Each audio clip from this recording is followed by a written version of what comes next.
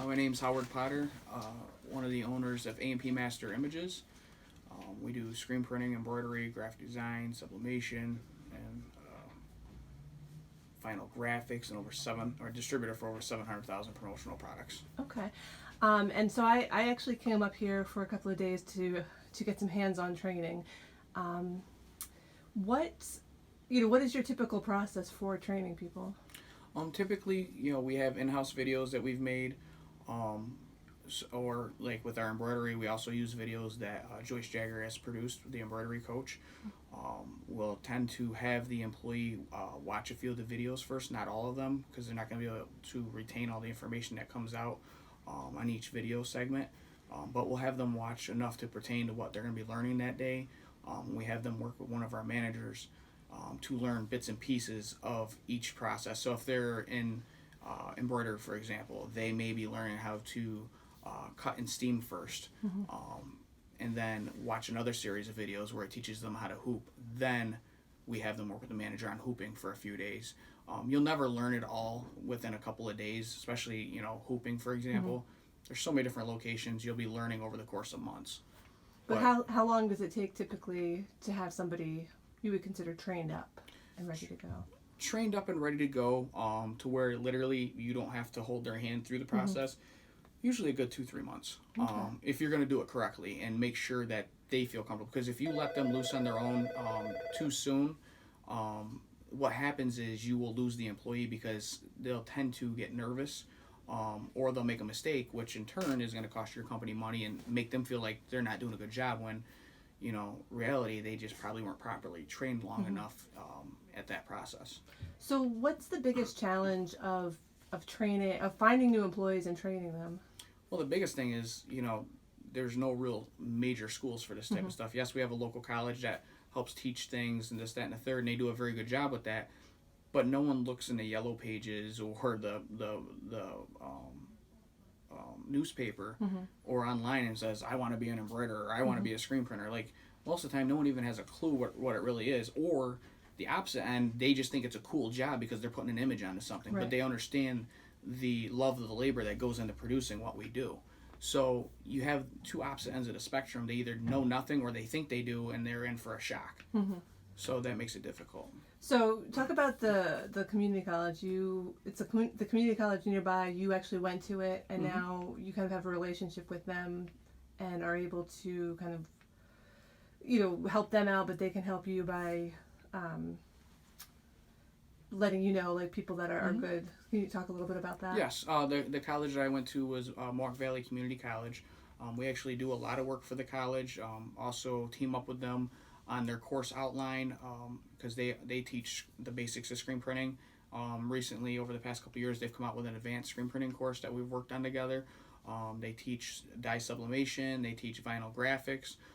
They teach page layout. So when this college teaches someone, they're not just teaching them, like, normal designers when they go to college are taught digital media artwork, designing for Facebook, page layout. They're not taught for our industry. So when they're working for a publication or an ad agency for that matter, they're going to design this page layout piece, this advertisement. But then when it gets into the promotional product world, they don't have a clue how the inks or threads are going to react when they're designed. So having a foundation with that college nearby that we can work with as a partner to try to hire as many students as possible, they're building that foundation so we can take those kids from that level of foundation they've taught them, and then it helps speed up our training process to where they have more hands-on experience. They may not know everything that we do or exactly how we do it, but they have the fundamentals down, and it helps us speed up the training and curb the error ratio. Right. So in doing so, that allows us to hire at a higher pay rate, along with pay for benefits and things like that. So right, and it's almost like having your own little, like, apprenticeship program. That's exactly it. So it's a mutual benefit. We even take interns from the college as well. So that also gives these students hands-on experience. 1, 2, it lets us know, you know what, this kid's doing a real good job. I think we need to bring them on and see what they can do if we had them on payroll. So. Right. Do you have any other like tips or tricks for training or for hiring that other decorators might want to take advantage of? Not Yes. to give away all your secrets. No, or no, anything. that's fine. I mean, everybody has different things that work for them. Yeah. What I tell you may not work best for you, but it's worked very well for our company. We're learning and evolving every day, every year. One thing that we started doing is when we may find someone that we want to hire, but we have a contract with a local temp agency where we have a 3-month contract where that new employee has to be on the payroll of the temp agency, but they're working for us for our first 3 months. And if they're doing a great job, after 3 months, we'll bring them on the books full time with us. But it gives you 3 months of knowing whether they're going to work out or not. And you don't have to worry about dealing with the HR stuff of the paperwork. They handle all that. Like we have a non-compete clause contract that we have all our employees sign to protect our trade secrets on how we process things, how we produce things. So we have them sign a contract for that. The temp agency has them fill out all that paperwork. So that's a huge weight off our shoulders. Right. My wife would normally have to do that, or one of our managers. So that frees them up to keep producing, to keep bringing orders in. Right. I would definitely, if you haven't done it, I would suggest looking into it. A lot of people are worried about what you're going to pay an agency more to pay the staff. You're usually paying anywhere between 10 to 20% more, depending on the agency and what your agreement is. And it also depends on whether you're the one finding the person and hiring them or they are. So there's different rates for that stuff. Our actual comp and liability rate for an employee in our industry is much lower than other industries like mechanics and things like that. Mechanics actually pay triple the rate we do. So that little 10 to 20%, and I say little, your time is worth something. So if you're not really good at HR and you get 3 months off of working with that employee for the first 3 months, because if you have an issue, you tell them, they take care of it.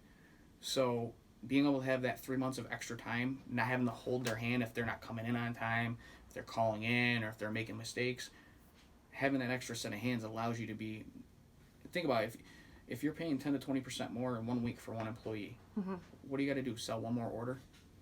Produce one more order to make your life that much easier, which in turn is allowing you to actually sell more orders and produce more because you're not having to talk to that person on a daily basis if they're having issues on a daily basis. So time is money. Yeah, definitely. So one last question. How did I do? And would you hire me? Actually, I would hire you. Okay. And the reason why I say that is because yes, it's your job to come in and write these articles, but you actually took to it. Certain things that I noticed was, you may have been nervous at first, everybody is, but you were consistent.